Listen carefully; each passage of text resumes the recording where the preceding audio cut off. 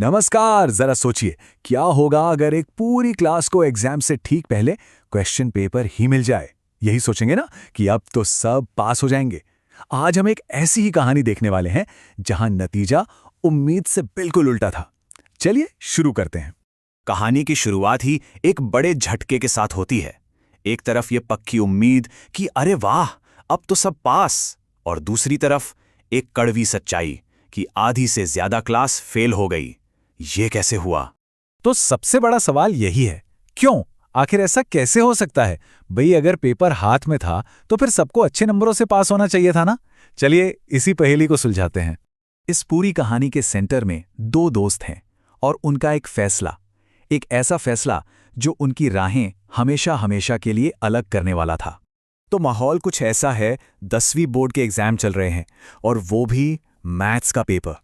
Tension तो वैसे ही बहुत है और तभी पूरे शहर में एक खबर आग की तरह फैल जाती है कि पेपर लीक हो गया है। और बस यहीं पर दोनों दोस्तों की सोच का फर्क एकदम साफ हो जाता है। राहुल सोचता है, अब क्या मेहनत करना, पेपर तो हाथ में है ही। उसने शॉर्टकट चुना। वहीं अजय, उसने अफवाहों पर ध्यान नहीं दिया बल्कि अपनी मेहनत पर भरोसा रखा। अब कहानी में एक नया एंगल आता है, ऑनलाइन एजुकेशन का। चलिए देखते हैं कि हमारे दोनों दोस्तों ने इस नए जमाने के टूल का इस्तेमाल आखिर किया कैसे। उस टाइम पे ना हर तरफ यही बातें होती थीं। अरे ये ऑनलाइन पढ़ाई तो बेकार है और इन मोबाइल फोन्स ने तो बच्चों को एकदम बर्बाद ही कर दिया है। लेकिन सवाल ये है कि क्या सच में गलती टेक्नोलॉजी की थी? और देखिए, इस स्लाइड में असली बात सामने आती है। प्रॉब्लम ऑनलाइन पढ़ाई में नहीं थी, प्रॉब्लम थी उसे इस्तेमाल करने के तरीके में। राहुल के लिए वो बस एक बहाना था, क्लास खोलकर वो गेम खेलता था, जबकि अजय के लिए वही ऑनलाइन क्लास एक पावरफुल टूल थी। वो लेक्चर को पॉज करता था, अपने डाउट्स क्लियर करता था और कॉन्सेप्ट्स को समझता था। और फिर वो दिन आ ही गया, एग्जाम का दिन। चलिए सीधे चलते हैं एग्जामिनेशन हॉल में और देखते हैं कि वहां क्या हुआ। पूरे हॉल में पिन ड्रॉप साइलेंस है। सबके सामने पेपर आ रहा है और दिल की धड़कनें तेज हो रही हैं, खास तौर पर उन लोगों की जो लीक हुए पेपर के भरोसे बैठे थे। और बस यहीं से कहानी पूरी तरह से पलट जाती है।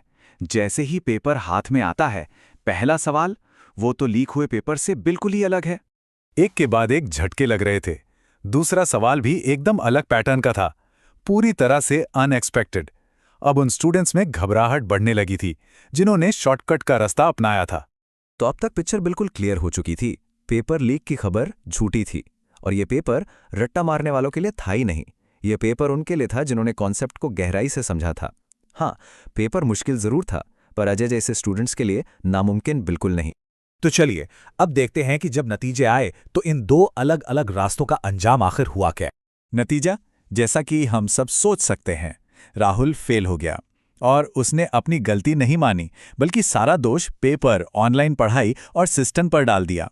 वहीं दूसरी तरफ अजय, वो अपनी मेहनत के दम पर अच्छे नंबरों से पास हुआ। देखिए, मौका दोनों के पास एक जैसा था, बस तैयारी का तरीका अलग था।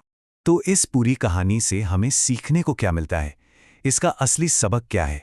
चलिए इसे समझते हैं। यही इस कहानी का असली सार है। लीक हुआ पेपर असल में आपकी बुरी आदतों को ही लीक करता है। ऑनलाइन पढ़ाई कभी खराब नहीं होती, खराब होता है फोकस की कमी। मैथ्स मुश्किल नहीं है, मुश्किल है प्रैक्टिस की कमी। और सबसे बड़ी बात, शॉर्टकट आपको कभी भी लॉन्ग टर्म सक्सेस तक नहीं ले जा सकते। और यही बात हमें हमेशा याद रखनी चाहिए। किसी एक एग्जाम में फेल हो जाना जिंदगी की हार नहीं है। असली हार तो तब होती है जब हम मेहनत की जगह शॉर्टकट पर भरोसा करने लगते हैं। तो याद रखिए, असली जीत तैयारी में है, सिर्फ नतीजों में नहीं।